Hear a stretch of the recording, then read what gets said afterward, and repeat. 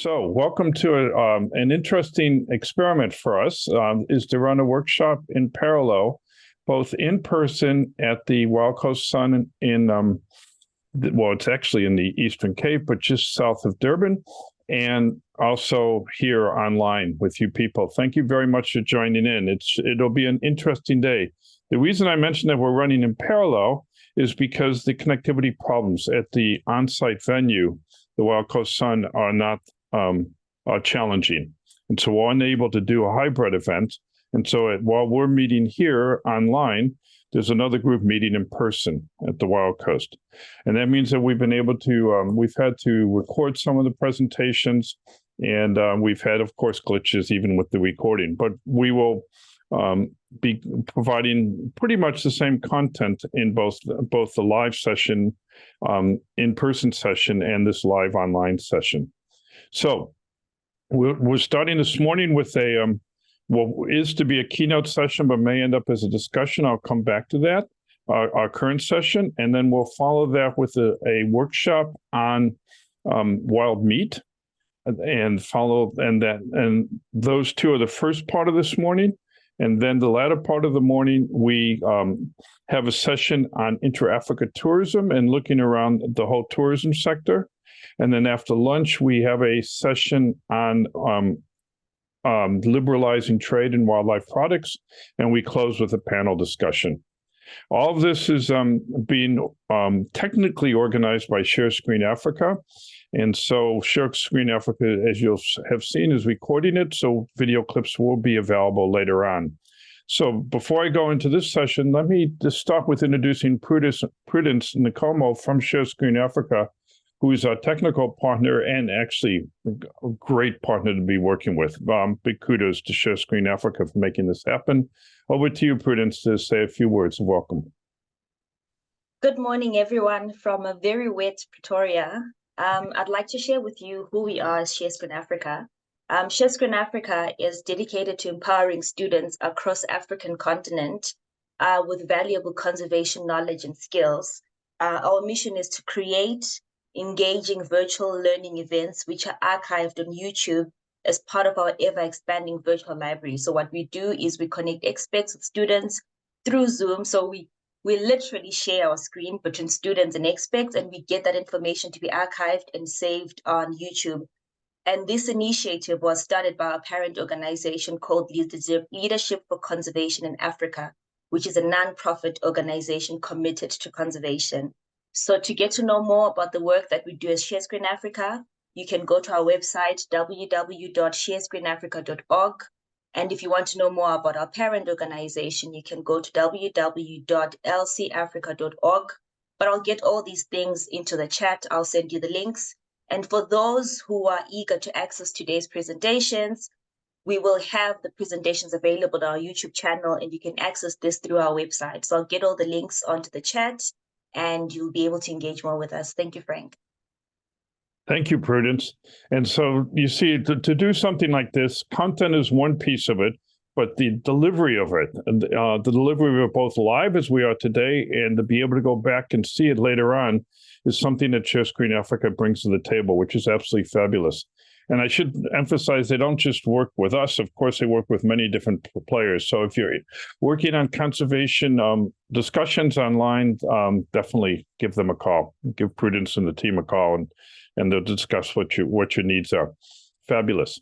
Okay, so in this session, we were going to have two speeches, one on the sort of the state of things, the state of play for the wildlife economy in South Africa, and another one for Zimbabwe. The one for South Africa, unfortunately, we have a person from the government speaking, but because of all the connectivity problems, we have a short video clip from her, which we will play in momentarily. But it's not as lengthy as she had hoped and we had hoped, but at least we'll have some introductory words from her. And then our Zimbabwean colleague is stuck with the load shedding problem and the internet connectivity problem at the venue. His presentation is trying to upload on the Google Docs at the moment, but we're not winning. So what we'll do is we'll run the first video clip, and if the second video clip isn't available, then Wiseman and Dovlu, my colleague from the The African Wildlife Economy Institute and I will talk a bit about what's happening in Zimbabwe and also reflect about sort of current issues in South Africa, and we can open up for Q&A. So we'll run the topics, but not with the guest speakers. Life goes on. That's the best we can do. Prudence, are you able to run that first video clip? The one from Lactitia. Thank you, Program Director, key partners, distinguished speakers, ladies and gentlemen. I am very grateful to form part of this special session that is dedicated to Africa's wildlife economy in relation to Target 9 of the Kunming-Montreal Global Biodiversity Framework. As you are aware, South Africa is regarded as one of the mega biologically diverse countries in the world. Its rich plants and animal species with unprecedented endemism present unique opportunities for conservation, sustainable use, fair and equitable benefit sharing, biodiversity economy, ecotourism, and transformation of the biodiversity sector. South Africa's rich biodiversity is a heritage and an economic asset that contributes to advancing development in addressing the triple challenges of poverty, unemployment, and inequality, especially in the rural areas of our country. Program Director, I was requested to share the South Africa's wildlife economy, focusing on new developments. The foundation of the wildlife economy in South Africa emanated from the National Biodiversity Economy Strategy, in short called the NBES, which is a 14-year strategic document developed to guide the sustainable and inclusive growth of the wildlife, ecotourism, and bioprospecting sector, and to provide a basis for addressing constraints to the growth and transformation of these sectors. The NBES was developed in response to the 2030 National Development Plan. In 2016, DFFE, together with stakeholders within the wildlife, ecotourism, and bioprospecting sectors, developed an implementation plan for the NBES through Biodiversity Operation Phakisa, consisting of 5 key initiatives for the bioprospecting sector and 15 initiatives for the wildlife and ecotourism sectors. The Wildlife Economy Program has a support package for SMMEs, such as skills and capacity development, business support, game donation and custodianship, market and financial access, and infrastructure development. Therefore, the Wildlife Economy Program can be utilized to incentivize communities and individuals who put their land under conservation within the identified biodiversity economy nodes. Program Director, in terms of new developments, I will only focus on few strategic projects. DFFE has recently published for implementation the white paper on conservation and sustainable use of South Africa's biodiversity, with a vision for an inclusive, transformed society living in harmony with nature, where biodiversity conservation and sustainable use ensures healthy ecosystems with improved benefits that are fairly and equitably shared for present and future generations. We have also launched the Biodiversity Sector Investment Portal, which is a web-based platform that serves as a catalyst to introduce and match biodiversity-related investment opportunities to the appropriate investors and intermediaries. We have also developed the Sustainability Standards and Certification Scheme for the wildlife ranches and game farms, with a vision for sustainable wildlife-based land use economies through responsible utilization for the benefits of people and the environment. Program Director, we have also completed the development of the game strategy for South Africa, with a vision for a formalized and transformed game meat industry in South Africa that supports thriving rural economies and nature, contributes to food security and inclusive socio-economic growth, conservation and sustainable use of biodiversity while reducing environmental risk. We have also secured GEF funding with an amount of $8.99 million to support the operationalization of 3 biodiversity economy nodes, namely Kruger National Park, Isimangaliso, and Ado Amatole. We are also in the process of developing a biodiversity transformation framework with a vision for a transformed biodiversity, where South Africa is a leader in biodiversity and conservation, and people live in harmony with nature. In conclusion, Program Director, I would like to thank the organizers of this event, and also would like to indicate that DFFE is looking forward to the overall outcome of this session. Thank you very much for your attention. Oh, that was great. That was Lactitia, who runs the Wildlife Economy Unit in the Department of Forestry, Fisheries, and the Environment. And as you can see by her short presentation, there's a lot going on, and a lot of very interesting and very exciting work going on by her department and actually across the whole department, all of DFFE.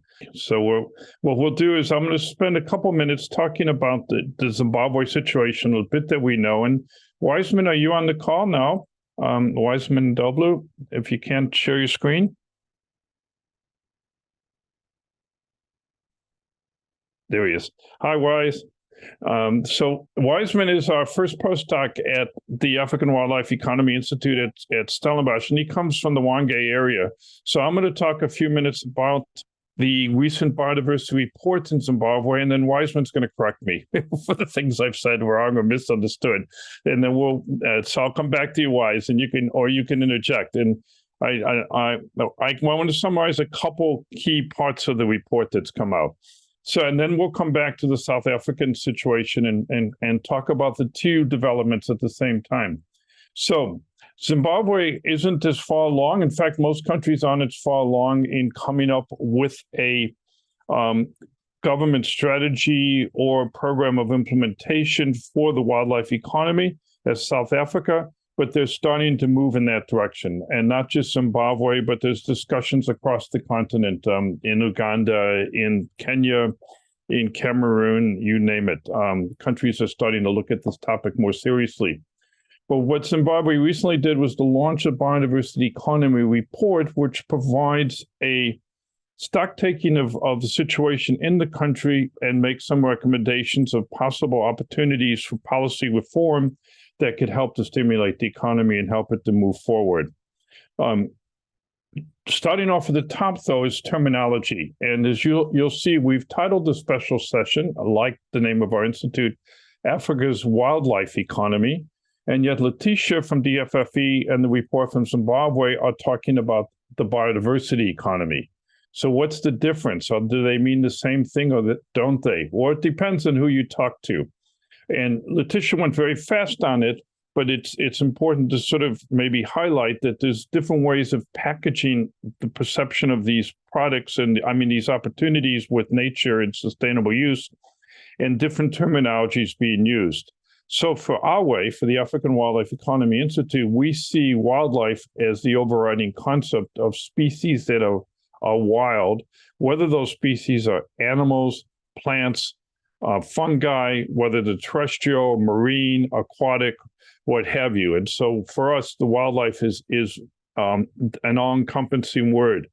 What Zimbabwe is doing, a bit like South Africa, we're using the term biodiversity economy, is they tend to use wildlife to refer more to animals. And you'll see that when you heard Lactitia's comments that we'll come back to, she talked about the game meat strategy and the wildlife ranching standard, etc. So you then have people putting wildlife as a sort of animal discussion, and then they use another term for the plant discussion, looking at plants, and that tends to be called something like bioprospecting or the biotrade economy or something like that. And so there's sometimes the terminology can be a bit confusing. And it's the same with the Zimbabwe reports. They talk about biodiversity economy, and they then use the word wildlife more for animals, more for mammals mostly, not even for fish or not even for birds. And then they use biodiversity as a more encompassing word. So it's partly perceptions and partly has implications of partly it's this terminology, but partly it has implications, because what you'll have is people then that work in the plant community very separate from the people that work in the animal community, yet all the wild animals eat the wild plants, and so the nature doesn't put us into those boxes, but we've put boxes of plants and animals. And then there's fungi somewhere on the side and seaweed, and all that gets more complicated. Okay, so in Zimbabwe, what they've done is they've done a report that's available online, highly recommended to take a look at, in which they've done, as I said, a stock taking, and they've highlighted a few areas where developments could happen. And I want to mention just a few of them that we've been looking at the Institute. The first one we title Empowering the Community Conservancy Model, which may sound ironic from a Zimbabwe perspective. Zimbabwe is quite famous for its campfire program, which is one of the early programs of community engagement in conservation, community managed natural resource conservation areas, community-based natural resource management. So I had to get the words in the right order and so on.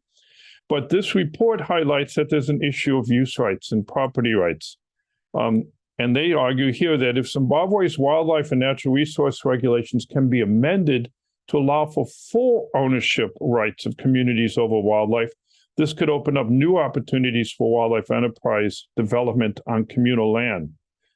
Allowing communities to form authentic community-owned conservancies, as has been done successfully in Namibia, has the potential to increase the attractiveness of wildlife-based land use for communal landowners. So interesting, even though Zimbabwe was very early on in the game, there's a perception today and an understanding that the rights to wild resources at the community level need to be strengthened, that that there is too little real decision-making and management authority invested in communities to manage their own properties. And they make reference to the Namibia model, and looking at Namibia as Namibia's conservancy model is maybe an example. So they say the main barriers are land tenure, lack of developer-appropriate authority, and also high startup costs. So that's the first area that's quite interesting in the report, is a call for really rethinking use rights and property rights, which of course relates back even to the discussions in South Africa on use rights and property rights, and in the South African context, the overriding driver for transformation. Second topic that we noticed was out of the report is on commercializing the use of wild plants, another area where there's a growth opportunity. And again, this is plants as part of the wildlife economy. In our perspective, they use the term biodiversity economy, but we end up in the same place with just different terms. And they say Zimbabwe has a wealth of indigenous plant species that have traditional uses as food, cosmetics, and medicines. And there's a growing global demand for new natural products in the personal care and cosmetics, food and beverage, and flavor and fragrances industries.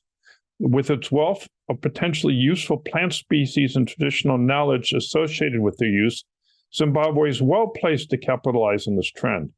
Furthermore, since many of these valuable species grow in remote, semi-arid rural regions, commercialization has the potential to bring meaningful socioeconomic benefits to these areas.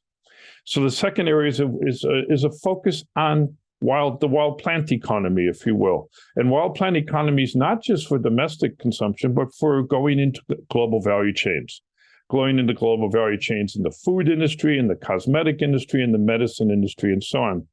And in this case, for example, Zimbabwe is already very active in the baobab fruit industry and exporting baobab fruit that goes into food ingredients around the world. So that's a very interesting topic that Zim is looking at, is, if you will, the plant economy, the wild plant economy, as I can say. And then related to that is the issue, which also Lactitia brought up, so I'll come back to her in a second, is the issue of certifying this use. certifying the use of wild species. So if we harvest wild plants, so if we harvest wild animals, how are we assured that that harvesting is responsible, is sustainable, or is inclusive? And so the Biodiversity Economy Report of Zimbabwe calls for looking at certification, both for plants and, as you'll see, also for hunting. So they say products like baobab fruit are harvested only in the wild because cultivation is not feasible. And they therefore can be promoted for their positive, non-destructive environmental impact while providing income for rural harvesters. Certification schemes would assure consumers of the environmental and social sustainability of these products and should therefore be promoted by the government and the private sector. So they're arguing for certifying the harvesting. In this case, the example is baobab fruit, but it's certifying the harvesting of wild plants. But elsewhere in the report, they bring this to hunting, and they say an eco-labeling and certification scheme, which grants recognition to safari operators and other players who conduct ethical hunting, would also help to improve perceptions of hunting. Such measures could take social sustainability into consideration by recognizing hunting operations, which make a significant contribution to the livelihoods of the people living in or around the hunting areas. So a third topic that's coming out of the Zimbabwe report is certifying harvesting or use regimes. And they mention eco-labeling for hunting and for plants, but you can also imagine eco-labeling just for classic safari tourism, photographic tourism. And finally, interesting enough, is they're looking to develop to develop the wildlife ranching sector in the economy. And they explain, here again, we're now focused on wildlife as animals. Wildlife ranching is the breeding of animals for live sales, meat, ecotourism, or hunting. And in Zimbabwe, there's little wildlife ranching for game meat or hunting. An important advantage of wildlife ranching is the potential for multiple sources of income compared to rearing livestock. And they mentioned that the Parks and Wildlife Act does not explicitly provide for wildlife ownership because wildlife is regarded as res nullius, which means nobody owns it. And thus the system of wildlife tenure doesn't encourage the establishment of private production systems, which offer a key opportunity for growth through wildlife ranching and farming. So here they're probably Zimbabwe looking a bit south to the neighbors to the south and saying, very interesting wildlife ranching industry in Limpopo, in Northwest, in Mpumalanga, Eastern Cape, and why aren't we getting into this business at all? So those would be four key areas of policy development that are coming out of the Zimbabwe report: empowering the community conservancy model, commercializing the use of wild plants, certifying sustainable use of wild species, and here was both looking at plants and at the hunting industry, and fourth, building a sustainable wildlife ranching sector. Wiseman, is that an okay summary for what's happening in your country? What did I miss? Thank you very much, Frank. I think you touched a lot on the report, and a lot of issues that you highlighted is what we observe in the report. Perhaps just to also give a bit of a summary of the report itself and what it seeks to achieve. The biodiversity reporting from Zimbabwe actually identifies 4 key sectors within the biodiversity economy, which Frank has already alluded to, but in summary is the wildlife sector, which basically looks at the nature-based tourism, and it also focuses on trophy hunting. I think Frank has done a good job in explaining how they are looking into that. There's still a big interest in Zimbabwe in trophy hunting. Talking about the fundraising that comes from the sector is also one of the key elements which keeps on driving the reasons why they still focus on this part of the wildlife subsector. And also there is the fisheries subsector. It's another area in which the biodiversity economy is focused on, and also looking into the forestry subsector. But the one key part of the biodiversity economy is the last subsector, which is the bioprospecting and biotrade. Here they look at the sale of different types of crops, of wild plants, animal foods, medicinal plants, thatching grass, And the interesting part here is that there is a major focus also on the subsistence harvesting, or looking into recording and also incorporating communal practices or subsistence harvesters in rural areas. And in general, also looking to how to commercialize all these non-forestry products and the biological resources. So I think you have done a quite good job in explaining the report, and this is just the summary of what the report says. Thanks. Okay, and thank you, Wise. And I think for people from other countries, a report like the Zimbabwe report is something that you could imagine also getting commissioned for your countries. Take a look at where the status is now and look at some policy opportunities for improving the situation. Now, a few words back on Latitia's presentation, which she covered the key points that are happening in the country on this. Let me just comment about a couple of them, and then we can go to some Q&A. She started off by mentioning Target 9 of the Global Biodiversity Framework, which was adopted by the government's, the global community, the international policy platform of the Convention on Biological Diversity, met in December of last year and adopted this Global Biodiversity Forum. And Target 9 is about the use of wild species for human benefit. And here, wild species now in the CBD context is talking about both animals and plants and fungi for that matter. So then she connects that, she goes from mentioning Target 9 as sort of an international policy framework to the DFFE white paper that's currently out for comment on conservation and sustainable use. And that white paper is a very interesting exercise where the government of South Africa is attempting to, of course, align with its international commitments, and those would be commitments under the CBD, under the CITES, the Convention on International Trade in Endangered Species, which actually has a big meeting going on today in Geneva, Switzerland, a steering committee meeting, and other international agreements on wetlands and carbon and so on, and try to put them into the context of the South African situation. And so in her remarks, she talked about transformation, she talked about empowerment and so on. So it's a very interesting exercise of how do you take an international commitment and apply it to the national situation. And that, as I said, that white paper is out for comment, and people, especially from South Africa, I'd encourage you to take a look at it and send in your comments.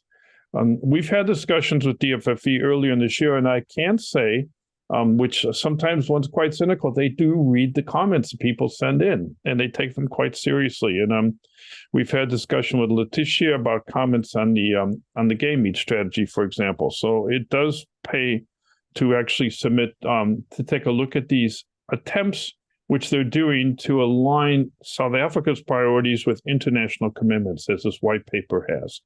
They talked about a biodiversity investment platform that the government's launched, and that's a very interesting initiative because we need to both develop wildlife enterprises, whether it's in Zimbabwe or South Africa or elsewhere, but be able to get investment into that. Wildlife entrepreneurs need to have financial backing. They need lenders, they need capital, etc. And so it's very interesting that the South African government is starting a biodiversity investment platform that hopefully will stimulate more investment from the private financial sector, from the banking sector in the country. She brought up sustainability standards for the wildlife ranching sector. The government's been involved in a big program on trying to figure out how you would assess, if you will, the environmental and social outputs of a wildlife ranch, and what would be criteria for, if you want to say, a responsible ranch.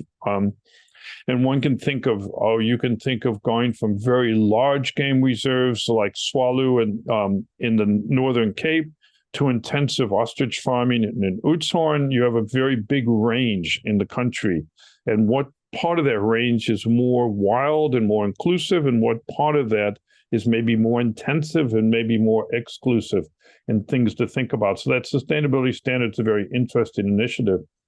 The game meat strategy, our next session will be on game meat. Game meat's a very big opportunity in South Africa, in Zimbabwe, as we saw mentioned as well. And South Africa's been working for quite a while now on trying to come up with a strategy to actually kick off this industry and to actually put more game meat onto the dinner table, if you will. Currently now, and that ties in with standards. She didn't have time in her short remarks, but you can think, for example, for the South Africans that go to their local biltong shop, if you buy biltong that says it's Springbok or says it's kudu, is it Springbok or kudu? We hope so. How do you certify that? How do you maybe it's donkey, maybe it's zebra. What is it? And how is that animal harvested and how was it treated? And what are the workers treated like and so on? So there's a huge opportunity to develop a game meat strategy that is inclusive, is sustainable, is transparent, and so on in the country. And then she talked about pilot programs around some of the national parks, including Kruger. Well, that'll be an interesting space to watch. It's good that they've got the funding for that. And that should be quite an interesting exercise to see biodiversity economy rolled out in partnership with protected area systems. And does that mean some of that economy will in the park, or would also or focus just on the border zones of the park? And she ended up with the transformation topic. And that topic is very South African and very important, but it relates to other countries in the continent as well, where it's not so much about transformation with South Africa's historical legacy of apartheid and so on, but it has to do in other parts of the continent with elitism, with the fear that if the wildlife economy is opened up, that only the fat cats, the rich guys, are going to get into it, and the communities are still going to get a raw deal. So the issue of equity and the issue of inclusion is a very serious issue, though the language may be a bit different in South Africa than it is elsewhere. It's a serious issue around the continent. How do you develop a wildlife economy that is both environmentally responsible and inclusive and is ethical and equitable? So it's very interesting that DFFE is tackling this head on. Okay, I'll end my Wise. You also have been working on wild meat and so on. You're running the next session, but a couple words on the South African situation, since even though you're from Zim, you actually live in Pretoria, so you've got a foot in both countries. Yeah. Thank you very much, Frank. Yeah, looking into the South African strategy, or should I say the game meat SA strategy, tying it with the biodiversity economy approach that they've adopted, there's quite a lot that is happening, specifically looking at the standards, looking at how we can actually sustainably harvest and take from nature, ensuring that there is a retention or there is continued existence of these different type of species. Looking into the wild meat sector is one area which is very interesting, because South Africa has been developing that sector for quite some time, and the industry has been leading in some parts of the sector. So the government is now trying to support the private sector to also to operate within the legislative environment or within a regulated environment as per by the government. So you will find that there are different types of ranges that exist: small scale, large scale, and also another interesting one is the one that the DFFE is already venturing in terms of going into communities, identifying land that has been reclaimed under the land reform programs, or also looking into communal land and opening up that space, doing a bit of some assessment, and then introducing few animals there as part and parcel of developing these community-owned enterprises. So there's quite a lot going on with this strategy, which we can chat more about as we have this discussion. Over to you, Frank. Okay, great. Comments from the participants. Comments, you can drop a comment in the chat box, or you can raise your hand. Lovely to have you all here, by the way. It's great turnout. Fabulous. Haley's raised her hand, I see. Haley, over to you. Good morning, Frank. Morning, Wiseman. Hi, colleagues. My name is Hayley Clements. I'm a senior researcher at the African Wildlife Economy Institute. And I just wanted to make a comment related to what Frank and Wiseman have just said around the importance of equity, inclusion, and also in the case of South Africa, transformation in the wildlife economy and this perception that it's for the elite. And I think that perception in some respects is correct, in the sense that some of the, I guess, more conventional and widely known activities or business models in the wildlife economy do have these large barriers to entry, as has already been mentioned, particularly around high-end ecotourism, and also enterprises that focus specifically on trophy hunting. Those do have really high barriers to entry. They require a lot of land, they require a lot of wildlife, they require maybe scenic land, and they also require infrastructure like nice accommodation, etc. And so I think part of the issue is that we don't necessarily broaden our minds to what can be part of the wildlife economy, and that fixation on those models that come with these very high barriers to entry does make it quite difficult to make them more inclusive. So we've done quite a lot of work in South Africa looking at the different models and how much they cost to get into, what the returns on investment are, etc. And we've learned, I think, some things that are relevant from that research of over 300 wildlife ranches. And that's to say that there are these kind of much more mixed use models where properties, they're smaller, they have some wildlife, they do, a bit of trophy hunting, maybe a bit of ecotourism, but also they do, meat, they sell some game meat to local markets, they do a bit of meat hunting as well, targeting local hunters, etc. And importantly, a lot of these properties also have livestock or some other agricultural activity. So they enter the wildlife economy by not going in, full bore. They still keep more conventional agricultural activities alongside. And importantly, those ways to enter the wildlife economy are they have a lot lower barriers to entry. And so, I think it's important to remember that when we think about expanding wildlife economies, that there's many ways to do it. And these kind of mixed use models can actually be much more inclusive ways. And just to say also on the point of equity, I think, a problem we've seen in South Africa is that there's inequity around property rights, actual land rights. I think what we see here is communal land and also emerging Black farmers that have been recipients of the land reform process, that land is still actually owned by the state. And so that we found can be really prohibitive in terms of their ability to access investment for the wildlife economy, because they don't have those property rights. So I think, that comes back to this broader point about the importance of property rights around land and also wildlife that are relevant across the continent in terms of unlocking wildlife economies. Yeah. Fabulous, Hayley. Thank you very much. Talking about multi-use, one way that we're looking at is how you can have a multiplicity of enterprises on a landscape. And so think of Limpopo, for example, the province for those out of the country that is just south of Zimbabwe. It's very well known for its wildlife ranches, which are focused on animals. But in Limpopo, there's a huge plant economy that exists, and there's lots of harvesting of plants by people that live there that isn't even really fully on the radar screen. And as Wiseman and I have been talking about too, there's a whole insect economy that's around, and people harvesting insects for protein, whether it's termites and mapani worms or what have you, and looking at that landscape and saying, yes, we can do some high-end hunting, but we can also harvest caterpillars, and we can harvest insects, and we can harvest medicinal plants and fuel wood. And can we have this multiplicity of enterprises, some which may be very micro enterprises, and others that might be large scale, bringing in high-paying tourists from overseas, all working together on the landscape.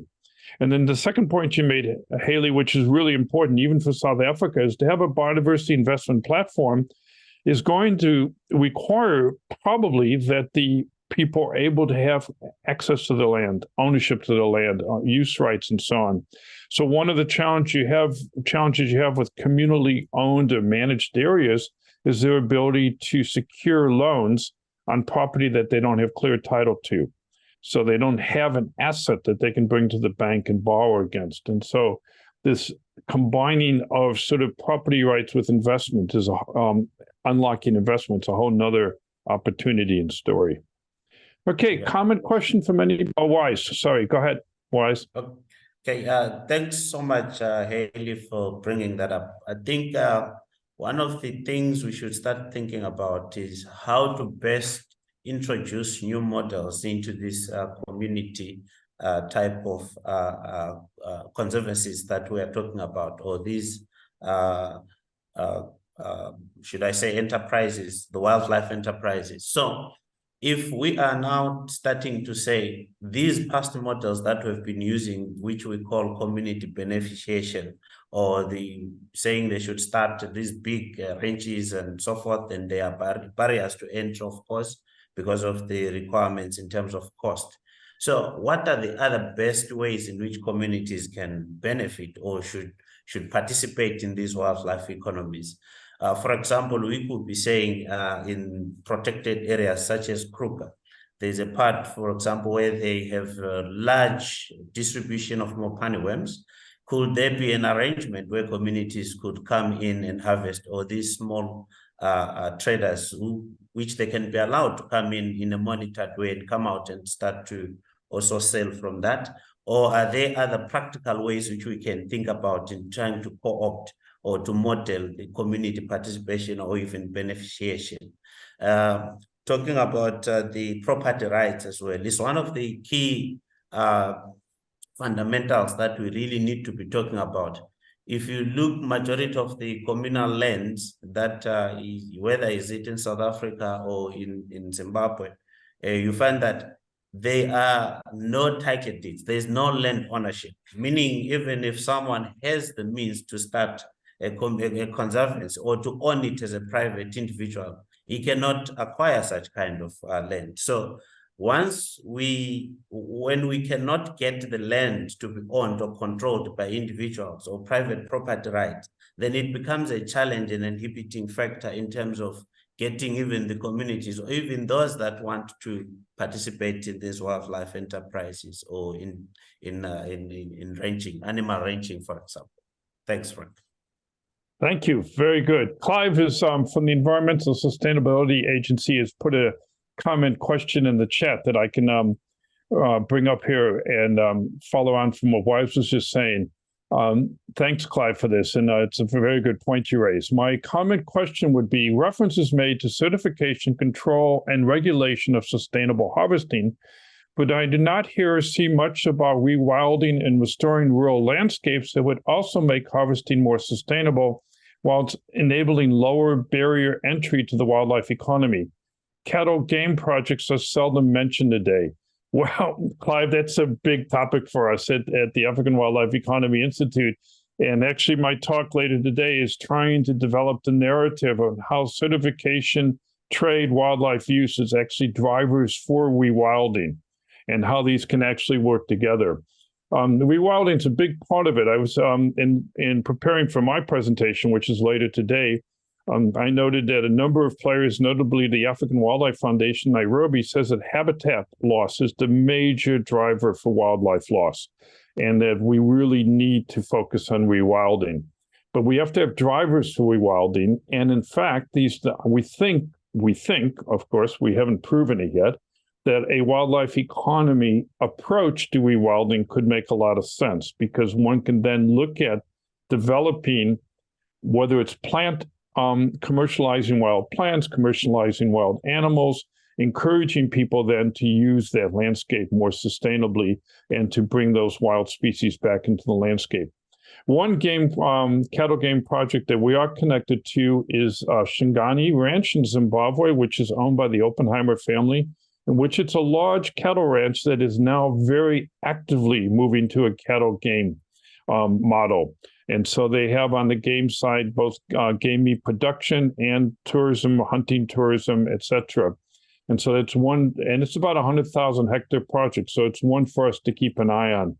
Will they be able to turn Shingani into a cattle game project, a bit like Kaylee was talking about, that creates many more business opportunities for people that work there and people that live around that property.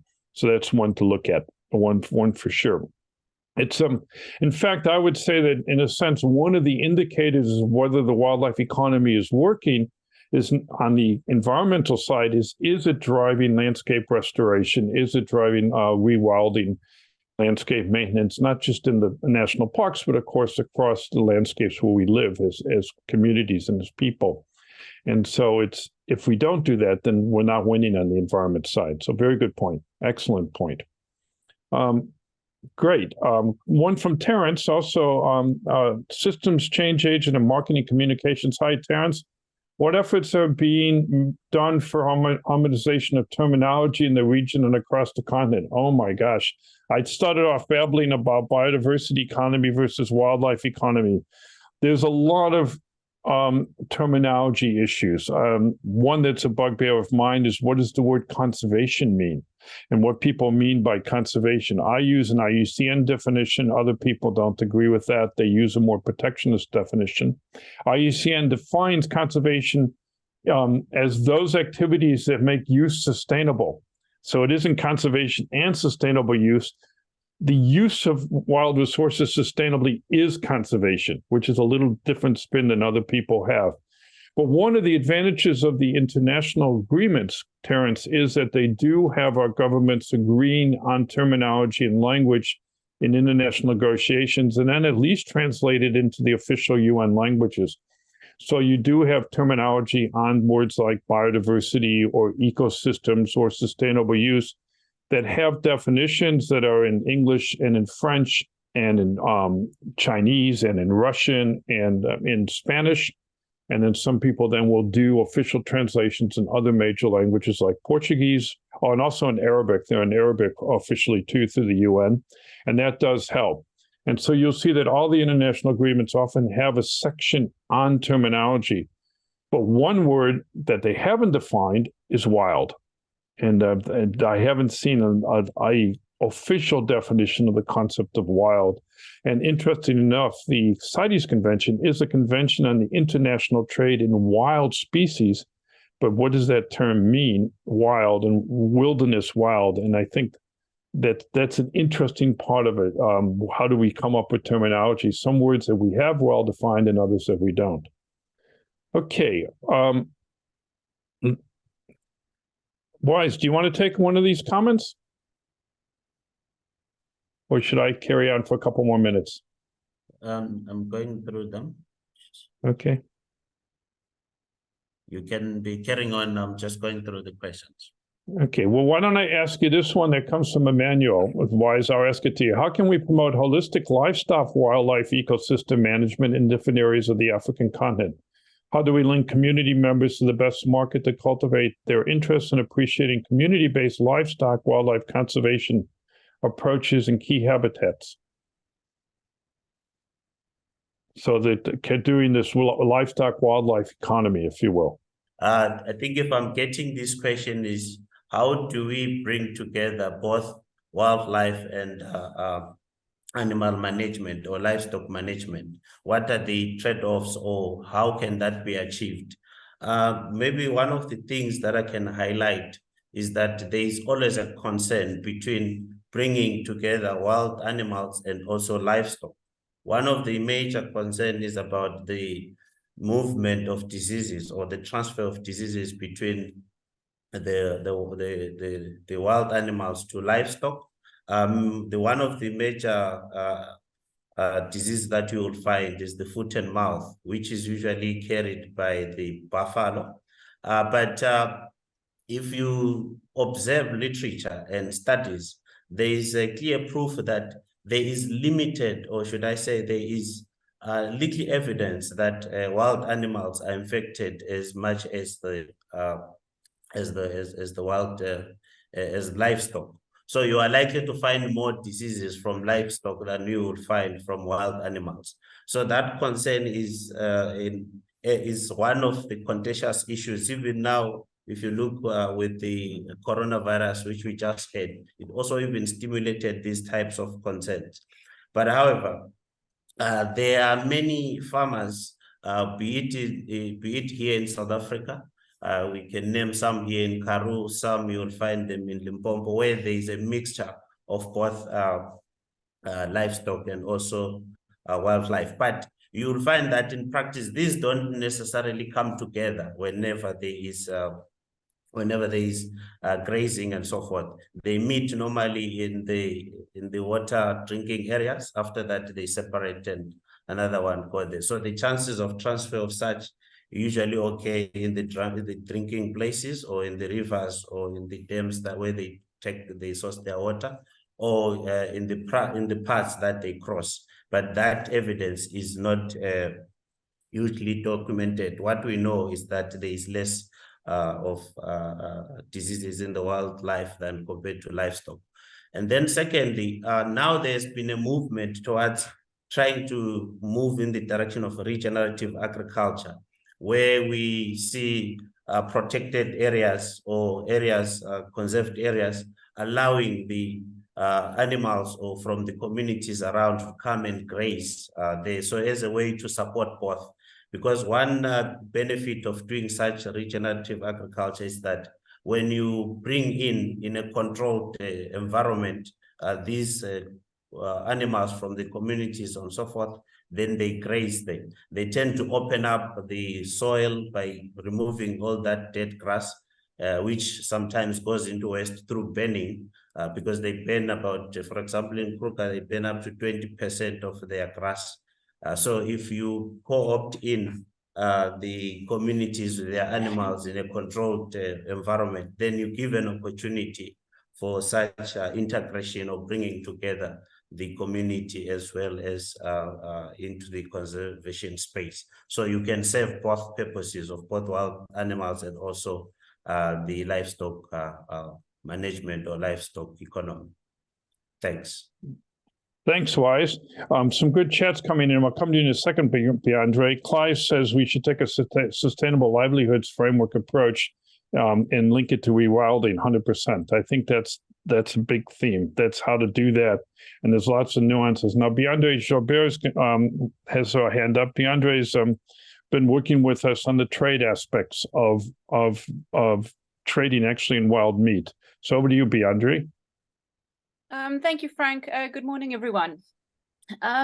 Wiseman, I'd just like to clarify something on the point that you make about the diseases between wildlife and livestock. So SPS, or sanitary and phytosanitary measures, is my field of law that I specialize in. And something that needs to be very clear is, regardless of whether something like foot and mouth disease is breaking out in wildlife or in cattle or in some other animal, a country loses its disease-free status as a whole, unless you've got, like we've got around the Kruger Park zoning and that type of thing.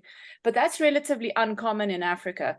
So I don't think, assuming the data is accurate, that we haven't got as much transfer of diseases, I don't think it's fair to really say that wildlife has less diseases or livestock has more diseases. I think the point is there are diseases and they can be problematic moving from one side to the other, regardless of origin.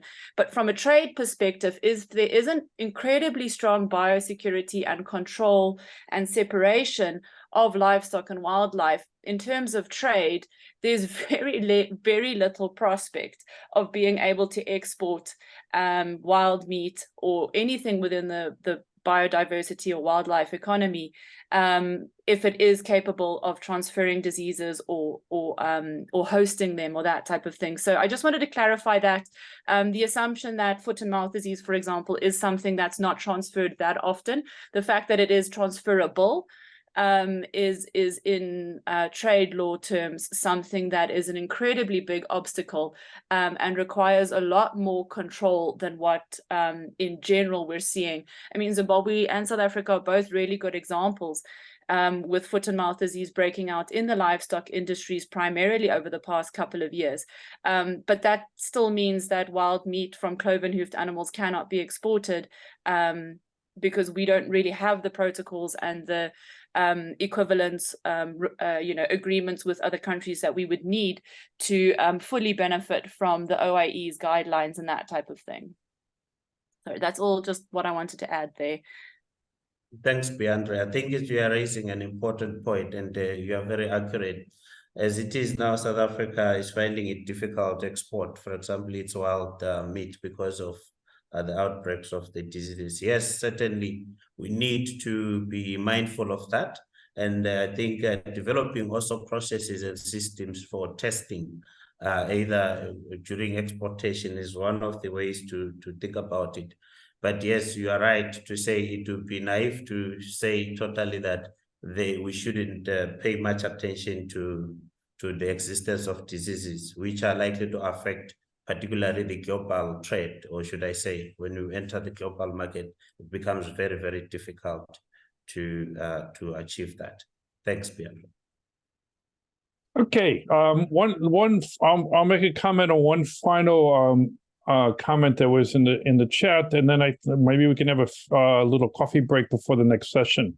We could ask, is there any financial accounting institution which keeps record of annual income or revenue from wildlife and its private property expenses for wildlife development? Haley, you may know of one. I don't know of any, but I do know some of the research that Haley's done gives us some ideas as to what type of revenue streams are out there. I will say that when we first looked at setting up the African Wildlife Economy Institute at Stellenbosch University, and we sit in the Faculty of Agri-Sciences at the university, one of the discussions was whether we could help to contribute exactly this type of financial or accounting reporting on the sector.